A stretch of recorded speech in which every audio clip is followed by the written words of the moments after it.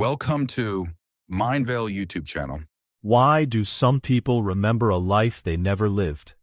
Have you ever remembered something that never actually happened? Not a dream, not a story someone told you, a memory. You can almost see the place. You remember the people, you remember what you felt, and sometimes you can even remember tiny details that nobody else remembers. But then you discover something disturbing. That memory never happened. Psychologists call this kind of experience a false memory.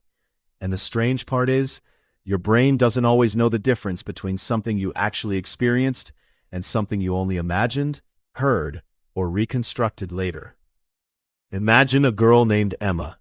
She clearly remembers being lost inside a huge shopping mall when she was 6 years old. She remembers crying. She remembers a woman in a blue jacket helping her. She even remembers the smell of the food court.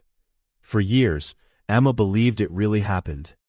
Until one day, she asked her mother about it. There was only one problem.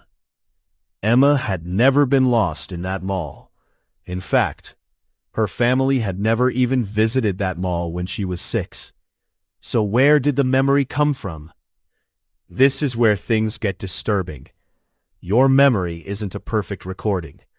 Every time you remember something, your brain reconstructs it. And during that reconstruction, details can change. A conversation can become part of a memory. A photograph can create details you never experienced. Something you imagined repeatedly can eventually feel familiar enough to seem real. And sometimes, someone else can accidentally help create your memory. In psychology, researchers have demonstrated that people can sometimes develop detailed memories of events that never happened. The person isn't necessarily lying. They may genuinely believe the memory is real, because to the person experiencing it, the memory can feel completely authentic. Think about your own childhood.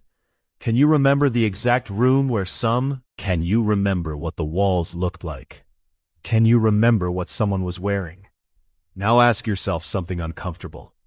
How do you know those details came from the original experience? Maybe you saw an old photograph. Maybe someone described the event years later. Maybe you imagined it so many times that your brain eventually connected the imagined details to the original memory. And there's an even stranger possibility.